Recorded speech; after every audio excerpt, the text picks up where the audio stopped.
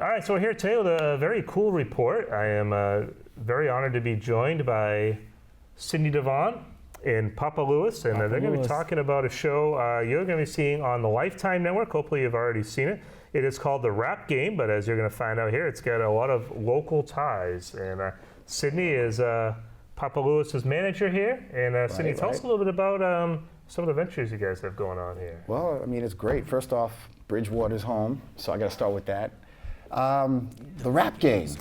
Let's start with that. The Rap Game is a very popular show right now. Lifetime is running it.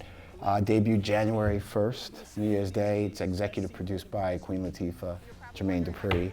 There's a whole host of other characters that we can talk about throughout the interview. But, I mean, it's just basically about music and giving people a chance to stand out as an independent artist, giving them a chance to develop in front of what looks like a great situation, getting to that generation of kids that don't know what it's like to be a part of a music building business. They don't know. And this is a great lesson because there are a lot of people that won't learn that. Right. And I've always been an advocate for independent music. That's just what I do. I love it.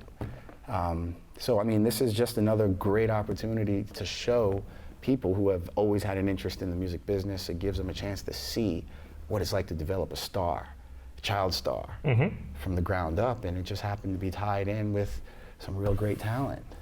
Speaking of a child star. Yeah, honestly, that's exactly it. That's exactly what the show's about. I realized that even me, before being in the show, I thought I knew the ins and outs and what it's like, and you know, you get the fame, you get signed, and then that's it. And it's not that at all. Not at all. Right, I think that's a good point. Everybody sees, you know, American Idol, they see The Voice, and they assume, oh, they got their big break and now they're going to be stars the rest of their life. And I think we can probably name a few right off the bat that we haven't heard from since they won these things. And there's obviously a lot more challenges that you have to face. There is. I honestly, you know, not to take away from American Idol, it's a great show. That's an awesome show. I just think when the way American Idol portrays it on TV is that you can do a cover of someone else's song and win the show, and then that's it. And it's not. You know, eventually you get talent is gonna have to come into play. Work is gonna have to come into play. Work definitely. Like, one thing I've learned is, you know, when work beats talent, when you're right about that. Honestly, I mean, you've seen the work. I mean, in the show, while I've been living in the house for 8 weeks, you know, not to jump, but it's a boot camp. 8 weeks. Each week, we're learning at managing money. We're learning about being a manager. We're learning about maintaining your health and eating, you know, properly and exercising, you know, while being an artist. Some people think, oh, I mean, I can do it in a room full of my friends and sing these 3 songs. Yeah, go on stage. The adrenaline, you'll do it. You'll do a song. You'll do the second song, but by the 3rd, 4th, 5th song, you're exhausted. You know what I mean? Yeah. Especially if you're living off fast food, and you know what I mean, and you're not getting enough sleep, and you think that it's a party and you can drink and do drugs and all this stuff, and no, you're gonna get a kick in the behind real quick. A lot of people don't know that work part. Yeah, you know, it is. A lot of times, and I want to add to what Lewis is saying. A lot of times, what happens is people get to see just what the star or that potential star that the record company is portraying. And at the end of the day, like, radio airplays for a reason. It's not just because you want to hear your favorite song. It's only your favorite song because it's a marketed item for sale. Right. So a lot of times people forget that, yes, while your song is being played on the radio, there's staff making phone calls, trying to make sure everybody is doing their job so that song can get played on a schedule, not just because somebody's taking care of us DJs. The game is it's a little different now. He's right too, because that's a big part. I didn't understand that either before the show. You know, who's responsible for what? As let's say as a consumer, before I was in the show, you'd hear a song and you heard it for the first time and you thought, okay, the radio station just broke the artist. But you look at copyright dates for things, you know, legal stuff. This song's been out for 2 years. Right. You know what I mean? It's been shuffled around. Oh, maybe in his market, the DJs have already spun it Right. countless of times. But now you're in the Boston market, you're hearing it for the first time, but it's already been, you know what I mean, somebody's program for 6 months or a year or Even longer. Yeah, even longer. You know what I mean?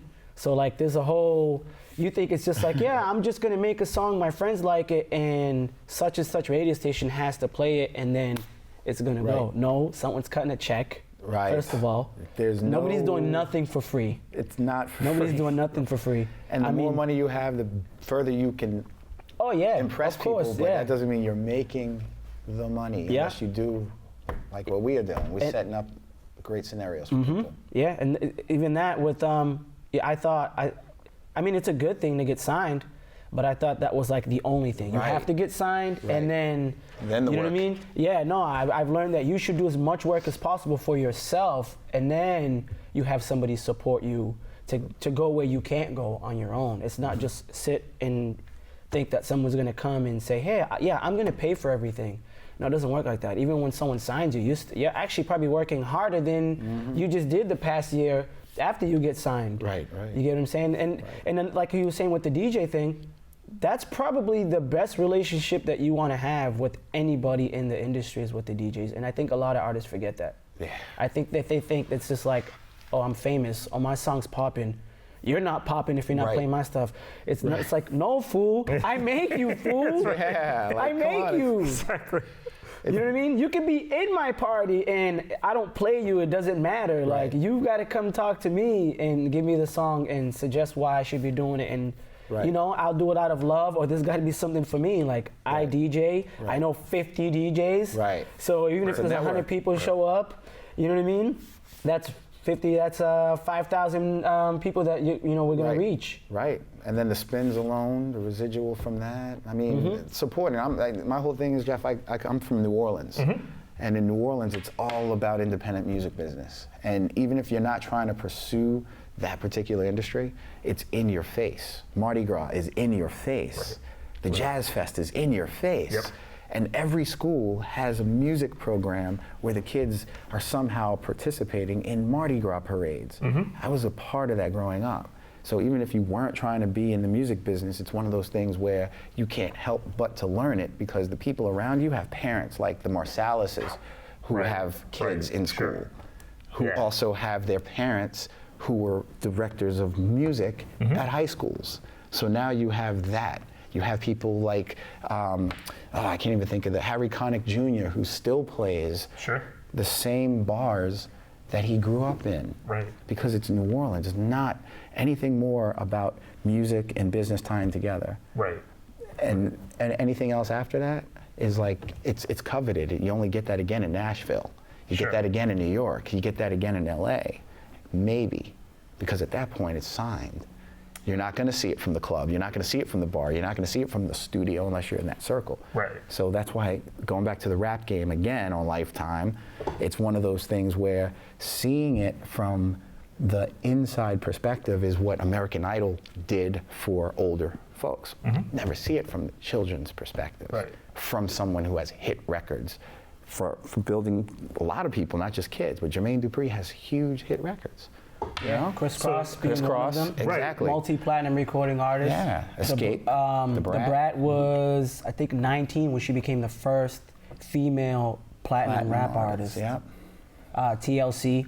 Actually, in the episode that we just aired, episode 2, so what he does is he brings us to his childhood city. We go to Greenbrier Mall. And he shows us where he met Chris Cross. Chris Cross weren't even artists. No, I don't know if people know. I don't know that. I'll share the story that he shared with me. They were just two really hip looking kids in the mall.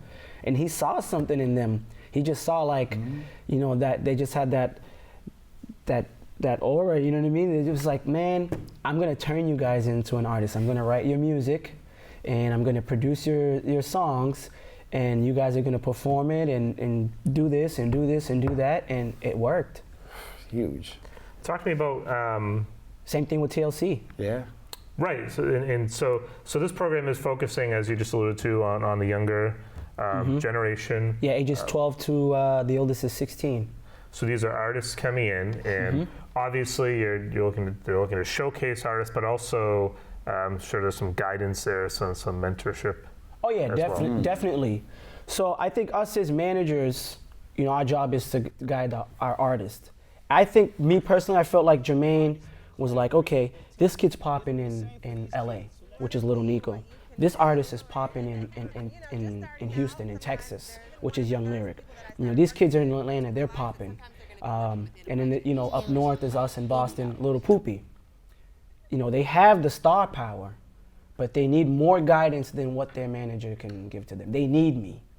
I see something in them, and I think that's why he put the show together, because he wanted to do it with us, for us, and show the world. Because I think a lot of us, you know, even me, I'm a huge Little Poopy fan. I'm not just his, you know, his manager. I'm a huge fan of him.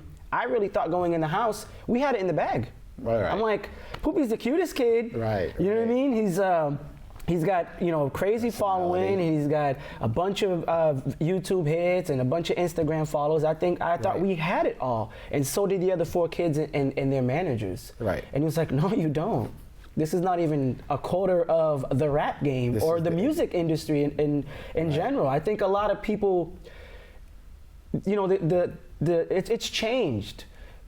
They don't give in. It's not like before where the labels and that you had artist developments and you know what I mean. So I think everybody just sees these stars. They don't see the work, because Beyonce makes it look easy. You know what I mean? You think that she's not exercising and eating healthy like crazy. You think these artists, most of them, I was surprised, a lot of them are vegans. A lot of the artists that I look up to are vegans. Right. You know what I mean? They eat healthy and exercise so they can wake up early and stay up late. It is. It's a game. Yeah, it's really a game. Yeah, to be a professional, you've got to work like a professional. Right. And I think a lot of the artists that we look up to, I don't know if they forget to show that, or they don't show the hard work. Right. Or we just choose not to see it. I was going to say, I think it's one of those where they do the work, but there's layers to it. So they only show you the good-looking face in the morning. Yeah, in the gym maybe or something, but you don't realize that they've been there for 4 hours. You're right. And we think we can go to such and such gym for an hour and expect the same results. From January 1st to January 7th. Yeah, exactly. That's when the gyms get all the memberships. And then February, the gym's dead. Nobody's there. Yep. No, it's I learned so much. I've never been in the music industry before this. We've got a bunch of stuff going on. Tell us about some of the... Yeah, so, I mean, obviously prior to this, I have retail stores in Brockton. I sell like a wannabe Radio Shack. It's a phone store with electronics and computers. We do, you know, virus removal and we fix phones, screens, everything. I've been in the business for 8 years. Right. So, and then obviously knowing about businesses and doing different things, I keep myself busy. And I seen, you know, Poopy. We had a discussion with the parents, and I said I wanted to manage the kids, and I contacted everybody, even people I didn't think might be able to help me get my artists to where we wanted to, just to see what they can do for us and what we can do for them. And then I contacted a production company who says, we're willing to do a documentary. That's how it started. They said they wanted to do a documentary on a Little Poopy. They were going to come out here and film Brockton and the Welcome to Brockton sign, and, you know, film Brockton High and follow Poopy around the mall and stuff, what it's like to be a child rapper. And then while we were doing that, they sold the idea to another production company who wanted to do it on multiple child rappers and make 1 hour long episode about, I think it was 3 child rappers. Then that production company sold that idea to the production company that we work with now and made it a 8-episode reality TV show on Lifetime. And we were talking off camera. This is really a game changer for the face for the Lifetime network. That's exactly what it is. Huge. As of right now, we had the most views for anything that Lifetime has done in the past 2 years. Yeah. We are the 4th most tweeted about show on Twitter, and I think we are the number 4. 4th most popular for that time slot, show on cable TV for that time slot, and a few other things, but. Obviously, I'm excited to be a part of that. It's just huge, right? You know what I mean? Nothing like this is for a local. You're right. Definitely game changer. You know? I didn't understand that before. Right. But I'm thinking Lifetime. I'm thinking like Women's Network. And, right. And there's other parents, male parents in the house. There's Shane who manages Miss Mulatto, and then there's Mitchell who manages Young Lyric. Right. I thought it was going to be a bunch of women in the house, and I'm the only guy, and I'm like, oh my God, what did I just do? What did I just sign up for? You know what I mean? Like, this is crazy. Like, It's all talented people, though. Because if they say something to me, I can't. You know what I mean? Like where? You have to represent. Yeah, us I just men. gotta be like this and not say nothing and just let them. Right. You know what I mean? And I'm Right. like, oh man. That's why, if you don't mind me saying it this way, that's what makes this situation that's going on with the show. It's very interesting. You know, even if you're not into music, it's entertaining because, like, you get to see things that are very much real to what you're seeing and hearing from, like, any concert that happens on television, or, you know, any types of radio songs that are getting played. Like, you don't know the process for it to get there, and now you actually see it with Usher being on the show, Ludacris is on the show, The Brat, Brian T.I. Michael Cox, a lot of big, heavy, Jagged Edge, tons, yeah. And they're giving you Performance, free advice. It's just, yeah. I mean, as you start, I'm not sure when or how long it's going to take before you can sit down with Jermaine Dupri or I think six-time award winner, Grammy award winner Brian Michael Cox, or Chris Hicks, who was, like, I think vice president of Def Jam, to sit down and for him to give you free advice and not want nothing in return from you. Like, he just wants to make sure you understand that what you saw on TV or what you heard on the radio, it's not just that. It's not. And then for me to share that and to share that with the world, because a lot of these shows, you fall in love with the artist, you see them study a song like that they've heard before, you know what I mean? And then you see them study a dance that, you know, they probably have to only do one time. So, you know what I mean? It's like memorizing for a test that you know you only have to take once. It's a lot easier, I think, than memorizing something that you have to know for the rest of your life. Yeah. You get what I'm saying? I know exactly. So it's like if I showed you a dance move and you know you just have to repeat it good on Friday and that's it, as opposed to, you know, do it forever. Yeah, forever. So this is what it is. Like, the show is like giving the world advice, and you didn't have to sign to their label to know this, to know the ins and outs. You didn't have to sign a contract or be in the game years and spend hundreds of thousands of dollars for you to sit down with, you know, which would be just a meeting, technically, right? Exactly. Because it really just boils down to, like you just said, it's $100,000 pretty much. Sure. To really get a project to where you can actually be in front of the people that can take it to another level. Yeah. And everything before that is inching away. And it doesn't mean that everyone is going to reach to $100,000 worth of impressions, but when you're starting to talk about national television, national radio, we're passing the part of local now. We're just talking about national. When you get on the national level, now you have to be there to get the attention of a company whose job it is to make sure the lights stay on. They're not waiting for this no-name person, talent or not, to say how good their music is. There's a business attached to it. And that business is the reason why you have an iHeart Festival, if I'm going to name call things, or that business is the reason why you have a television network that specializes in music videos. That's a business. And you're talking 100,000 just to hope that you have enough items that can sell to equal that or more. And if you're spending 100,000 on a music project and don't have any money to, you know, set up retail and have things that can come back to sale, now you're just paying for fame. You're right. Let me touch on that. I learned that from you.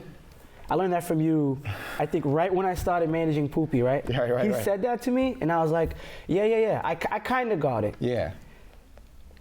Jermaine Dupri said the same exact thing to me. It's the game. If I can give one word of advice to anybody who's watching this, right? And they're in the music, and you're in any industry, and I get it, you intern, because everybody started from the bottom. Yeah. P. Diddy started from the bottom. Ludacris was in the radio station, interning for free. Like, you're gonna do something for free, whether if it's charitable events, something. You also wanna make money. If you're gonna go to a label or expect that somebody's gonna pay attention to you and sign you or whatever the case is, you wanna make money, you wanna have something for sale. I get it, people are coming to me now, everybody's like, I want you to manage me, I saw you on the show, or manage my kid artist, or manage my son, or introduce me to Jermaine. Some people even like, yo, what's JD's number? I'm like, what? I gotta save Jermaine Dupri's numbers as like I shouldn't even say, it's like doctor something, so I know just in case someone finds my phone, they're not gonna, you know what I mean? But have something for sale. So if you've got a bunch of mixtapes on these websites and you, I have this much downloads, I have this much followers. You got to know how to turn that into money. So if you've got like a mixtape for free on this website, you should also be having something on iTunes for sale. Right. If you're doing a concert, let's say you're opening for a friend for free because he's your friend, you should be having CDs there for sale, or shirts with your picture on it for sale, something. Because I'm gonna go to you and be like, okay, you want me to manage you?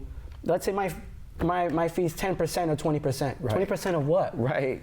And they love this. Why am I managing you if I'm getting 20% right. of nothing? You're not making any manage, money. Right. There's nothing to manage. You know what I mean? Like, that's fine. You can do things for free for the exposure. Do this show, do that show, be here, be there. You know. Right. You know, do stuff work with DJs. You know what I mean? Like, oh, you're doing this gig. You know, can I do a song on stage?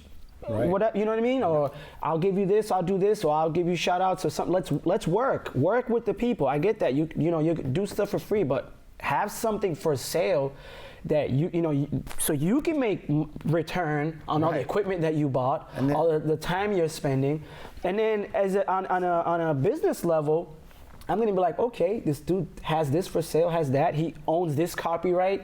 He owns this trademark. Okay, I can make money off him. I can make 10% off. He has a clothing line, which I see kids wearing all the time. Yeah, all the time. Right. Now we can put that on a much bigger level. I have 10 retail stores. I can put that in my retail stores. You know what I mean? Exactly. He's giving away 50 shirts. And I'm driving down Forest Ave, or I'm driving, past Bridgewater State. He gave them away. I don't know if he sold it or not. Right. He gave them away, but I see 50 people wearing it. I'm like, okay, I guess it's trending. It's popular. He's doing the right thing. I'm going to invest in his business and put what he has in my retail stores, because I'm expecting, you know what I mean, 50 more people to come in and and buy it. But if you have nothing for sale, I'm not going to invest in you. This is why people don't call you, because you don't have nothing for me to get my return back and more. But they want to cover flights. Yeah. They want you to cover a hotel. Right.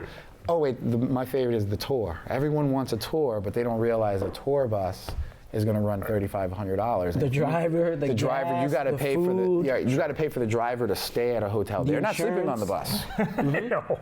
And that $3,500 is not for the month. That's for the week, and that's based on 3 to 4 days, not 7 days. And if you're doing 42 cities, forget about it. Think about how much that costs, plus food, plus per diem, plus gas, plus all that's a package. And even somebody's paying for it, but you got to make the money on it. But even that, let's say you sign somebody, Jeff, right? And you pay for all that. Right. A lot of these artists aren't even ready to do that physically. No. Or mentally. Oh yeah. It was so in the show. Like, I've never did no drugs. I don't even drink coffee. I think I had coffee twice, like in my life. I drink probably socially with a couple of friends. Like, I just try to focus and keep myself mentally straight. And, the bare minimum that I exercise and eat right, I still wasn't ready to be in a house with 8 other people for 8 weeks. You know what I mean? To be away from my family, even though I can call and they flew in sometimes. See, luckily DJs can just get bigger tuxedos and we're all set. We're good. But it's physically draining. People think I'm ready to go on tour because I want to be this next best thing, and then you realize, whoa, this is it. Like, you're home, you get homesick. Some people, if you're not ready for it, you'll get depressed. You just get low. You all of a sudden something you had such love for, you'll start to grow and it's hate tough on it. the road. It's really tough, and nobody's thinking about that. And I feel obligated too. Yeah, and that's what the show shows the world. Right. You know what I mean? It's like everybody's seeing the good, or I think it's the money. Yeah. I'm gonna get signed and the fame. Diddy's gonna give me $1 million, and then I'm just gonna. You know what? Let's say Diddy did. Which isn't the case. Let's just say we're going to because it doesn't. Let's just the game's change. No, let's just say hypothetically. Advances and stuff. No. Yeah. Let's just say even in that world, they still don't know how to sell music. So there is no way that Diddy is going to drop any dollar on anybody without taking it out of your blood. Right. Because that work that goes in comes back to, if $1 million is a part of a deal, that company's got to make back at least 2.5. And if you don't have enough items or enough exposure, meaning all the national outlets supporting your music, $1 million is not, that's a waste. That's a huge waste of money, and somebody's going to get sued.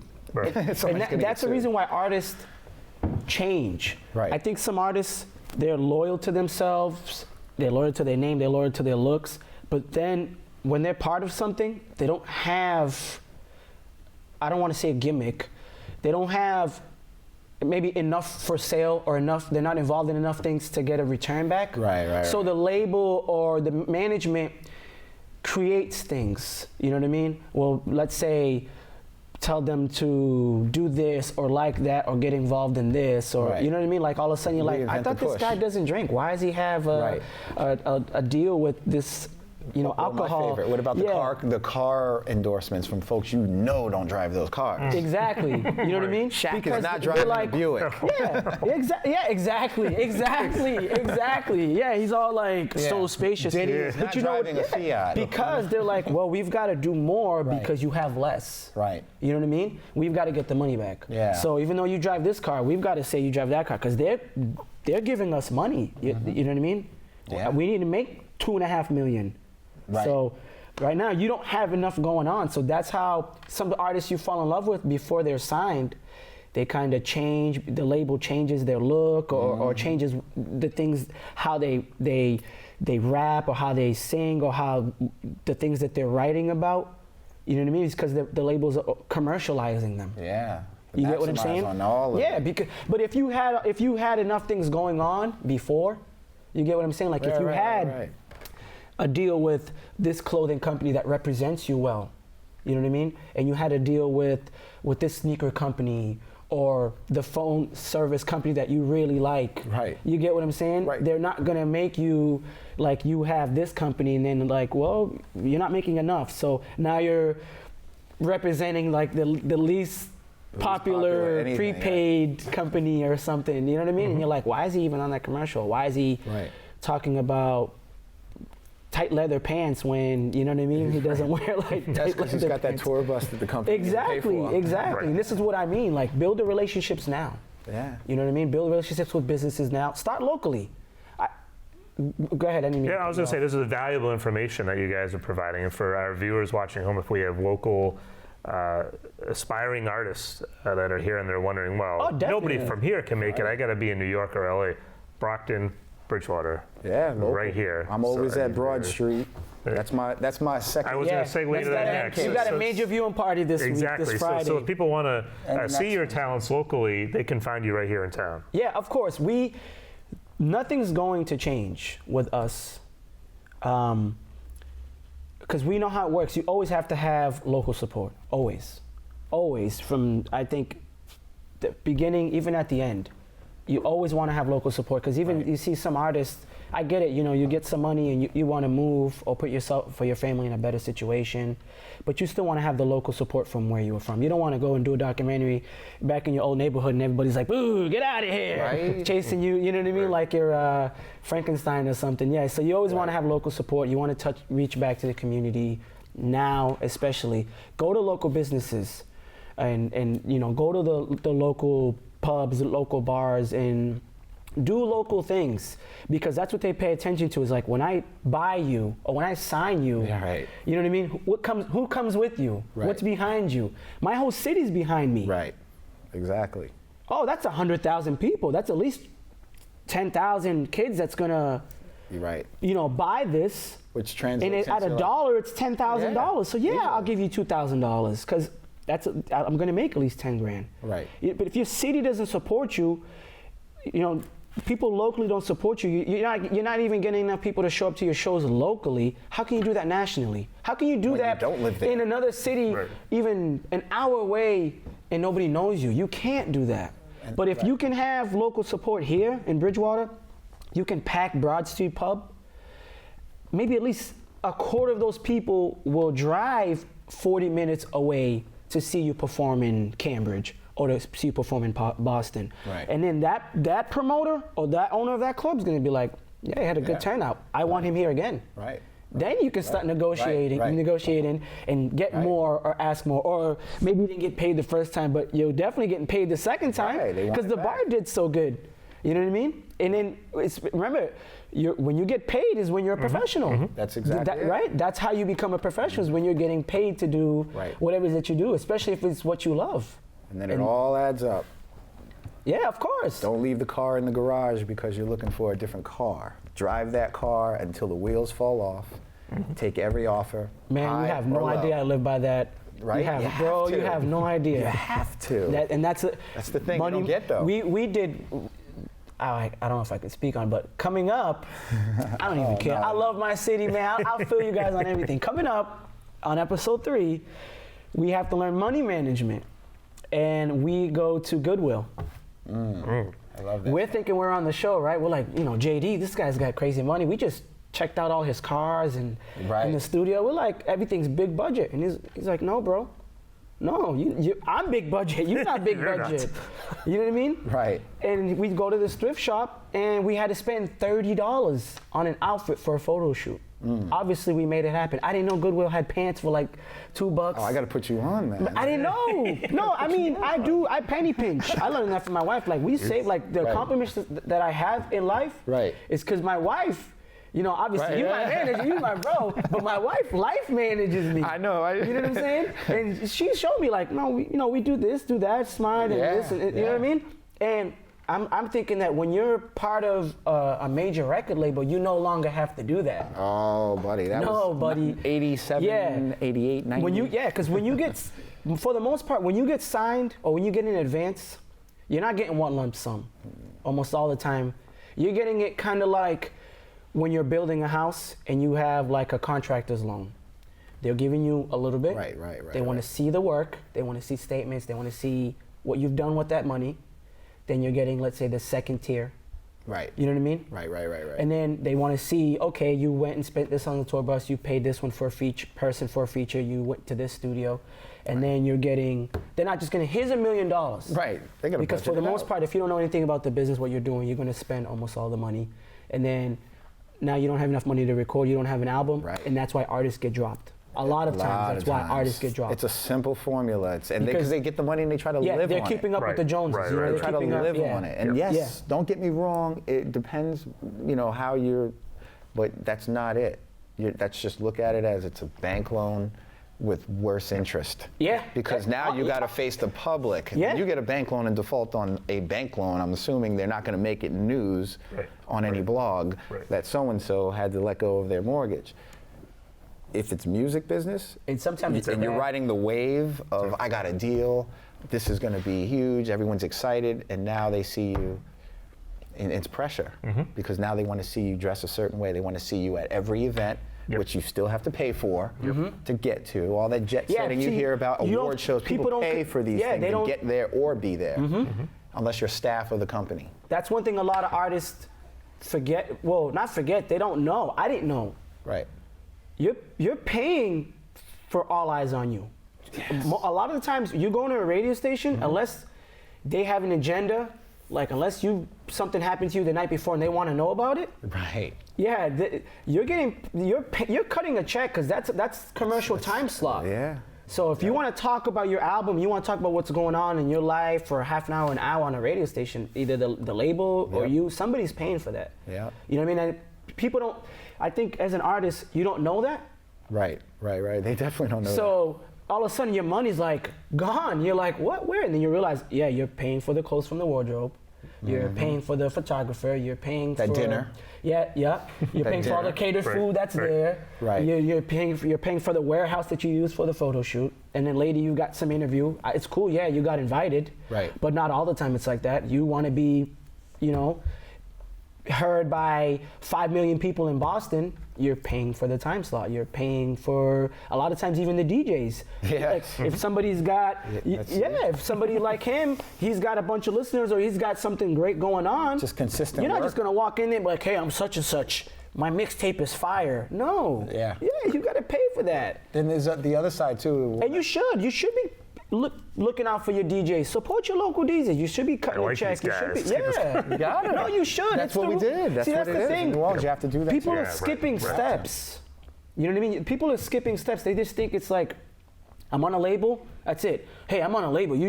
I'm doing you a favor. You should be playing my music. No, get out of here. Bye. Right. Ask Khaled about that. Yeah, Right, the right, owner of the right. club already paid A me. lot of his scenario was a lot of people didn't play his stuff, but he would wait for folks. Right. Khaled was real persistent. I worked with Khaled down in New Orleans when I was at the House of Blues DJing as a resident DJ. House of Blues in New Orleans was where I learned how to deal with industry because I was just looking for gigs in college. So now the promoters that were doing the night had the college radio station. So now we're talking about getting introduced to the business of live venues for music, and it's the House of Blues. This is years ago. I'm not going to throw it out, but it was in the 90s. First House of Blues. But the point I'm trying to make is everyone that was coming through that House of Blues was there because of that venue putting out a lot of money to make itself popular. So now we're having people like Sade and Soup Dragons would perform. Boys to Men, Tito Puente, all of these people who were doing tours of clubs would play, just like it is now. Yep. So we got a chance to meet people without looking for them. But in the same regard, the people that worked for the labels on the urban side couldn't wait for the night to start at midnight, where me and the other DJs would play. Now they're bringing their music to us. Right. And I didn't realize how important it was just to Capture play a audience song right there. there. Didn't think of it. All I know is that if it sounds good, I'll play it. But then how do you get a chance to hear it when they're bringing you that night? Right. So now it was more of a respect factor. Even if you didn't know who they were, they brought the music to you, I would play it while they're there. And that's what DJs were scared to do. On the rock band side, or anybody that's with a band with instruments, they've had a better situation because rock bands can tour without having a hit song. Rock bands can get bookings where they actually are doing cover songs or they throw in their original songs. There are bands around here. I've worked with local artists when I did the Campanelli Stadium. It was me, Crystal Merlin, and 6 Foot Sunday. We probably did it a couple of thousand people at that the Campanelli Stadium with that. Sure, We yeah. all play bars. Yep. But we all have a different level of understanding for the business. Kristen got her popularity from being on The Voice, but still working the local bars. So now when she's on TV, it enhances her local gigs significantly. Just like me, I started off as a DJ. And now you also produced a pretty popular concert at Campanelli, retro concert. Not too long Throwback, ago. the throwback concert. Yeah. I brought Salt and Pepper and Stevie B to Campanelli, to Brockton, and with the help of Brockton Rocks, and it was a great experience. And I actually had a chance to work with another independent artist that I'm real tight with on the project. It's Austin Brown. Sure. Jermaine knows Austin. Austin Brown is Reby Jackson's son from, if you want to go even further, Janet and Michael's nephew.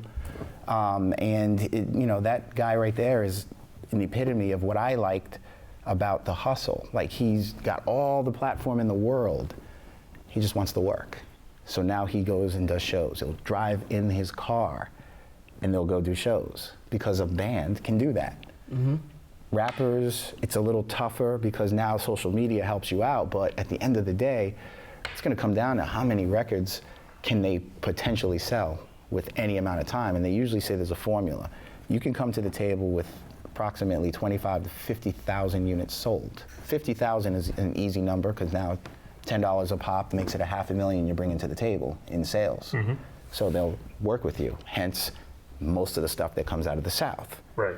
They've been selling records independently for years, and even when they don't sell the 50,000 units, the amount of audience that they receive for any given song that they have in their region could sell more than 50,000. So they get deals based on that. Even if we go back years, Laffy Taffy, remember that annoying song? It was a great record for the folks in Atlanta, but something simple like that, where folks like us, we didn't really vibe to it because that's not the vibe of what we would play.